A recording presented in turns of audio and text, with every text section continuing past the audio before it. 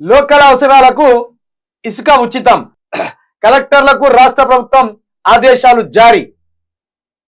ఇది ఒకప్పుడు ఉన్నది. మన వాగులకెళ్ళి ట్రాక్టర్లోనికి పైసలు ఇచ్చి ఉచితంగా ఇసుక తీసుకపోయేది, అది ఉన్నది.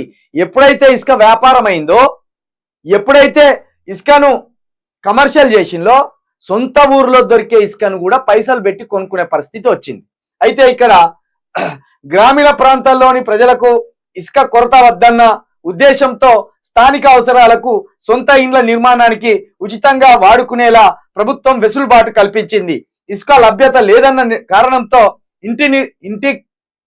ఇంటి నిర్మాణాలు ఆగిపోరాదని పేర్కొంది.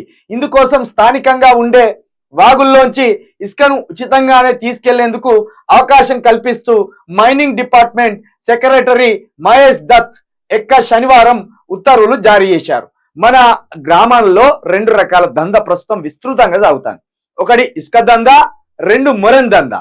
ఈ మొరన్ దందానైతే భయంకరమైన స్థాయిలో జరుగుతాయి. ఇసుక దందాకు సమానమైన స్థాయిలో మొరన్ దందా సాగుతాయి.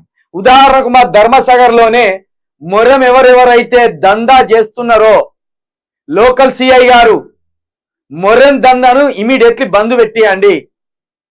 వేల రూపాయలు, లక్షల రూపాయలు, కోట్ల స్థాయిలో ఆ మొరం దందా సాగుతుంది. దాన్ని బంద్ పెట్టించండి. ధర్మసాగర్ లో ఉన్న ఎస్ఐ గారికి నేను విజ్ఞప్తి చేస్తున్నా. కొందరు ముఠాగా ఏర్పడి ధర్మసాగర్ లో మొరం దందా చేస్తున్నారు. మొరాన్ని అక్కడి స్థానిక ప్రజలకు అవసరాలు ఎంతున్నాయో దాన్ని మించి మొరం దందా చేస్తున్నారు. ఒక ట్రాక్టర్ కు 1500 రూపాయలు మొరానికి తీసుకున్నారు అక్కడ. దీన్ని తప్పకుండా మీ దృష్టికి తీసుకొస్తున్నాం సిఐ గారు. మొరన్ దందని ఇమీడియట్లీ ఆపియండి. ధర్మసాగర్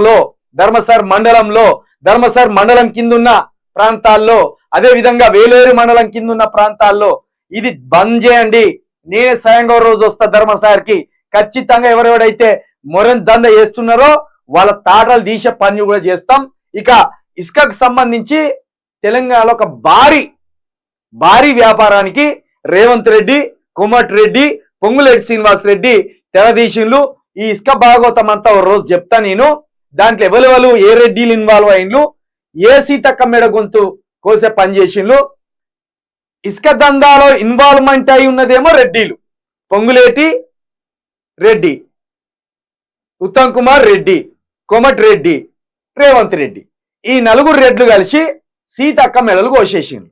సీతక్కని ఇందులో ఇన్వాల్వ్ చేసి సీతక్క మెడలు కోసేసి బయలు బయటపడ్డారు. ఇక ఇసుక ఆయా గ్రామాల్లో ఉచితంగా ఇచ్చేందుకు రాష్ట్ర సర్కార్ తీసుకున్న నిర్ణయం అయితే ఇది ఖచ్చితంగా హర్షించదగ్గదే, దీన్ని స్వాగతించవలసిందే. కానీ ఇక్కడ ఉచితంగా ఇస్తూ వెనుక మీరు చేస్తున్న దందా మాత్రం ఖచ్చితంగా నేను ఈ వారం 10 రోజులలో చెప్పే ప్రయత్నం చేస్తా. దాని డీటెయిల్స్ అన్ని కూడా బయటికి తీసుకునే ప్రయత్నంలోనే నేను ఉన్నా. ఆ పని చేస్తాను.